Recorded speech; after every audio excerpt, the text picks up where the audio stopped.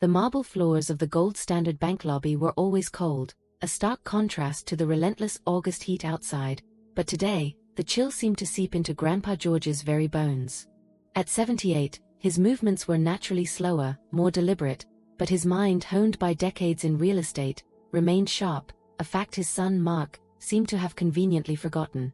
George had come in only to deposit a small annuity check, a mundane task that shielded him from the catastrophic sight he was about to witness. He was moving toward the ATM, his eyes scanning the long, polished room, when his legs simply locked beneath him. Hiding partially behind a vast, cool column, he saw them: Mark, his only son, dressed in a sleek, expensive suit, and Sarah, Mark's overly polished wife, standing at the desk of the senior banker.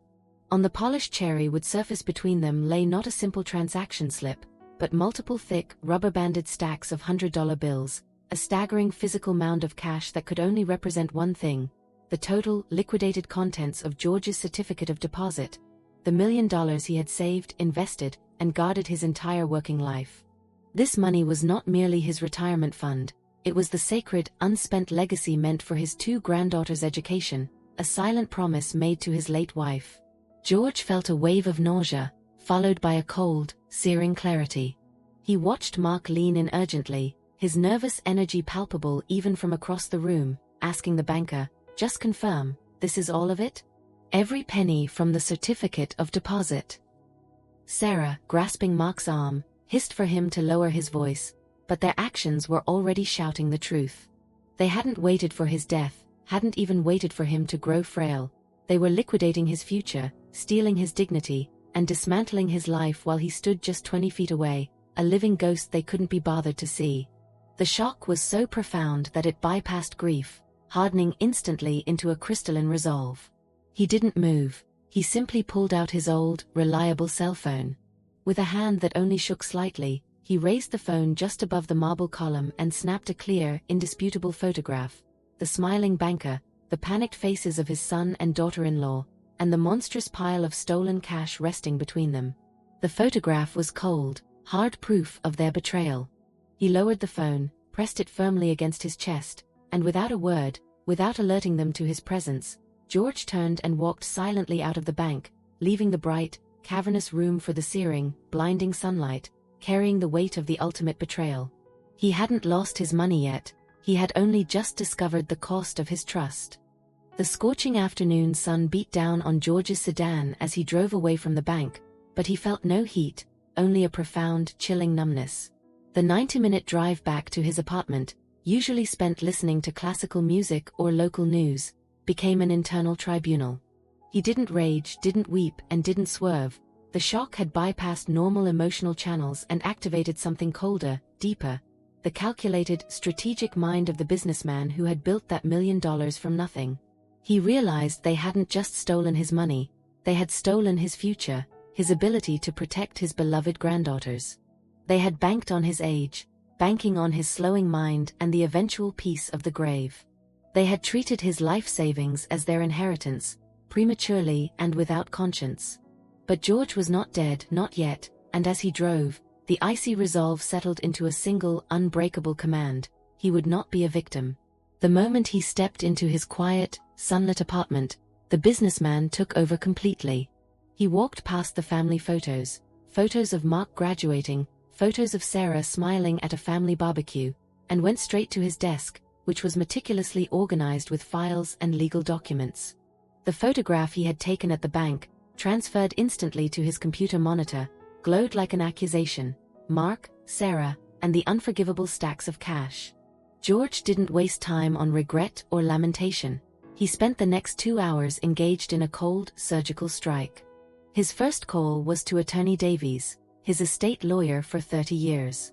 His voice, though low, carried an authority Davies hadn't heard since George closed his last major deal.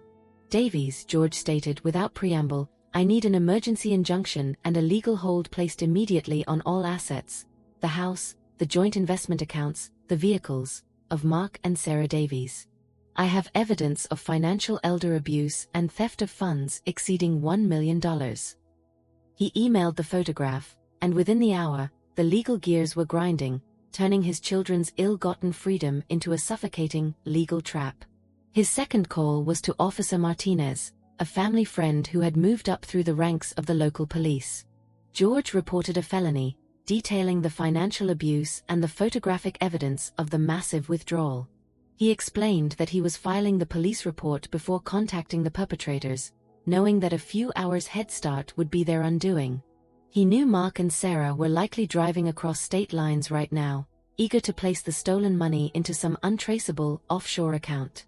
But they would first be greeted by the stunning reality that every dollar they had left in the world, every asset they owned, was now frozen, useless.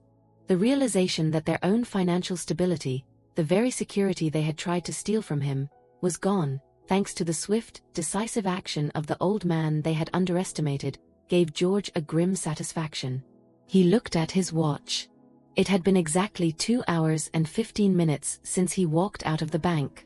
The trap was set. Now, he only needed to wait for the prey to panic and come home. The twilight had deepened into a cool, heavy velvet, settling over the city and pouring into George's apartment, bathing the room in an oppressive shade of gray. George sat motionless in his favorite leather armchair, the very chair where he had once bounced a young Mark on his knee, waiting. He wasn't watching the clock, he was listening to the silence, the deafening, unnatural silence that precedes inevitable noise. The 2 hours and 15 minutes since his call to the attorney and the police had stretched into a timeless void, a period where the old George, the loving, trusting father, was systematically dismantled and replaced by the executioner of justice. He didn't feel anger anymore. Anger was hot and messy. What he felt was cold, crystalline certainty, a surgical detachment necessary to complete the operation.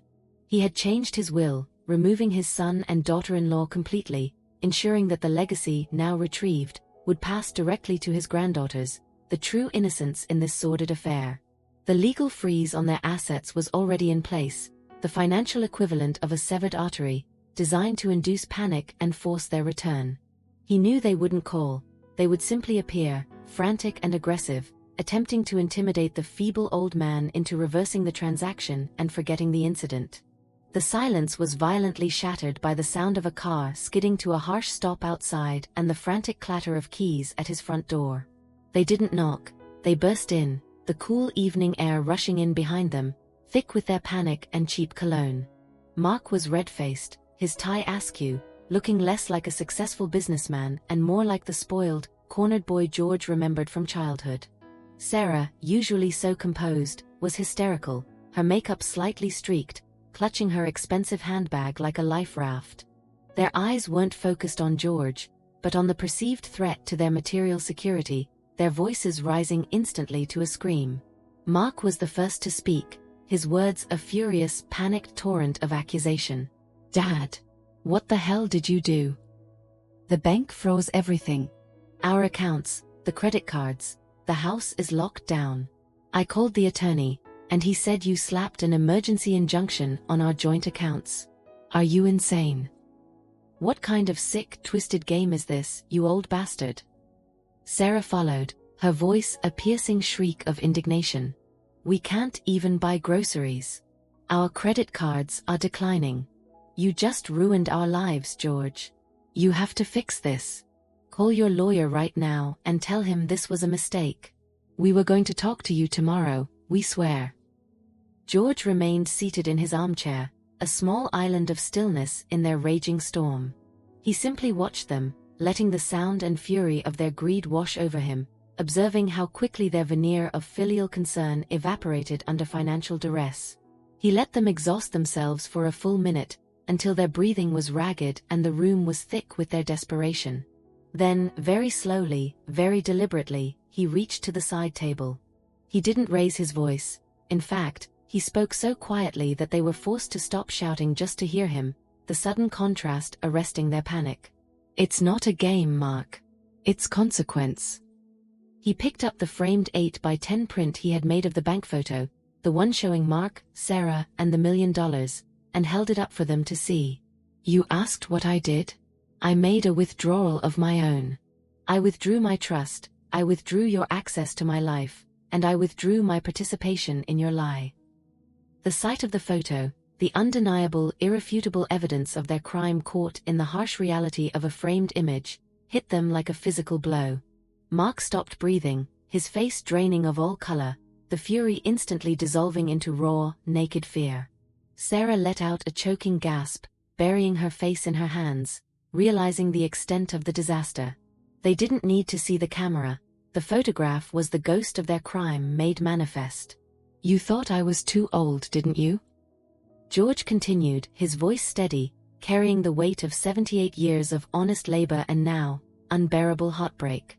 "You thought I was fading, that the money was yours to take without asking, without waiting for the decency of my death. You didn't steal $1 million from me, Mark. You stole my confidence in your soul. You stole your mother's legacy, the money she insisted was for the girls, and you stole the last years of peace I was meant to have. You broke the fundamental covenant of family. And you did it in less time than it takes to get an oil change." Mark tried to speak, tried to formulate a defense, a lie about an investment, a loan, an emergency. But the words caught in his throat, suffocated by the heavy silence that followed his father's accusation. Sarah merely wept, the sound high-pitched and miserable, mourning not the loss of her soul, but the loss of her sudden wealth and comfort. Then, there was a loud, deliberate knock on the front door. Not frantic like their arrival, but firm, official, and utterly final. George didn't move. He simply nodded toward the door. "That," George said, his voice dropping to a near whisper, "is Officer Martinez. I didn't just file an injunction to get the money back. I filed a police report for felony financial elder abuse. I gave them your full names, the bank, the time, and the proof." The door opened, and two uniformed police officers, Martinez and Ruiz, stood framed in the doorway, the flashing blue light of their cruiser outside painting the living room walls with cold, rapid strokes. They were not friends visiting, they were agents of justice. Officer Martinez, the family friend George had called, looked at Mark with profound disappointment before stating the necessary, damning formality. "Mark Davies and Sarah Davies? We have a warrant for your arrest concerning the financial exploitation and theft of funds from George Davies." Mark tried to flee, stumbled, and was quickly, professionally intercepted by Officer Ruiz. Sarah let out one final, agonizing shriek before Officer Martinez calmly placed the cold steel of the handcuffs around her wrists. As the officers led his son and daughter-in-law away, the last thing Mark saw was the photo still clutched in his father's hand, his expression a mixture of profound shock and silent, total defeat. The chaos evaporated as quickly as it had arrived, leaving the apartment quiet, dark, and smelling faintly of panic and desperation. George did not rush to the door, did not watch the police car drive away. He sat, listening to the heavy, profound silence, the true sound of consequence. He had executed justice, retrieved his legacy, and saved his granddaughter's future, but the cost was the final, total erasure of the son he had loved. He looked at the armchair next to him, where his wife used to sit, and he felt the profound, overwhelming weight of being the last man standing. He had won the battle, but the war for his heart had left him scarred and utterly, irrevocably alone. He knew the legal battle would be long, loud, and ugly, but he would see it through. He had already lost the worst thing imaginable, the illusion of his son's love, and now, there was only the quiet, steady work of rebuilding what little was left. He stood up slowly, the cold marble of the mantelpiece providing a steadying presence, and realized he needed to make one more call, one final act to confirm that the future was truly safe. The silence that fell over George's apartment was the heaviest sound he had ever known, a profound void left by the swift departure of his son and daughter-in-law. The flashing blue light of the police cruiser had vanished, taking with it the last physical remnants of the confrontation, leaving George with only the stark realization of his terrible victory. He walked slowly to his window, looking out over the quiet city, and understood that the $1 million was secure, the thieves were apprehended, and justice had been served with cold, swift efficiency. But the cost was irreparable. He had secured his future, but at the expense of his past. The son he had loved, the son he had raised, was now confined by bars of his own making, and the father he had been was now the accuser. The immense loneliness of this final, necessary act settled over him like a cloak of lead, and for the first time since seeing the cash on the bank counter, he felt the deep, burning ache of grief. He didn't call the lawyer or the bank. He called his granddaughter Anna. She was 25, fiercely intelligent, and attending medical school, the quiet hope that had fueled his savings and his sanity. When she answered, her voice was cheerful, unaware of the upheaval that had just occurred in her grandfather's life. He simply told her he needed to see her, that he had something important to discuss, something that couldn't wait. An hour later, Anna arrived, her young face etched with immediate concern when she saw the exhaustion in George's eyes. He sat her down and began to tell her, not about the arrest, not about the police, but about the $1 million, about the trust he and her grandmother had started when Anna was just a baby, about the dreams they had for her future and her sisters, and about the fact that the money was now fully, permanently secured for their education, safe from all harm. He omitted the darkest details of Mark's and Sarah's crime, sparing her the full, ugly weight of their betrayal, simply explaining that there had been a legal dispute over the funds that had now been resolved, permanently ending their claims. Anna listened, her hand finding and holding his, recognizing the immense weight of the decisions he had made. She didn't press for details, she only looked at him with profound gratitude and love. "Grandpa," she said softly, "you didn't have to do all this. You did enough just by raising us." George smiled, a tired, true smile that reached his eyes. "Yes, I did, sweetheart. But a man's last job isn't to spend his money, it's to protect his legacy. Your grandmother and I built that money so that you two would never have to worry about chasing an easy dollar or making a desperate, wrong choice." He explained that he had finalized his will that afternoon, ensuring that every asset would pass to her and her sister, securing their future completely. This was the final, cold truth he had to share. The inheritance was secure, shielded forever from the very person who had tried to steal it. Later, long after Anna had left, George sat alone once more, his mind quiet. He looked at the empty space where the photograph of Mark and Sarah had stood, and he felt a profound, simple peace. He had faced the ultimate betrayal and met it not with tears or pleas, but with clear-headed justice. He understood that his son and daughter-in-law were now facing the harsh, necessary reality of consequence, a lesson they were too arrogant to learn any other way. George knew the road ahead was filled with legal battles, social awkwardness, and the pain of fractured family, but he was no longer afraid of any of it. He was 78, his legacy was safe, his granddaughters were protected, and the man who had tried to steal his life was under arrest. He had honored his wife's memory, honored his own hard work, and proved that even the oldest man can fight, and win, when he is fighting for the truth. He closed his eyes, the image of the $1 million on the bank counter replaced by the loving faces of his granddaughters, and knew he would sleep soundly, finally unburdened by the treacherous illusion of family love.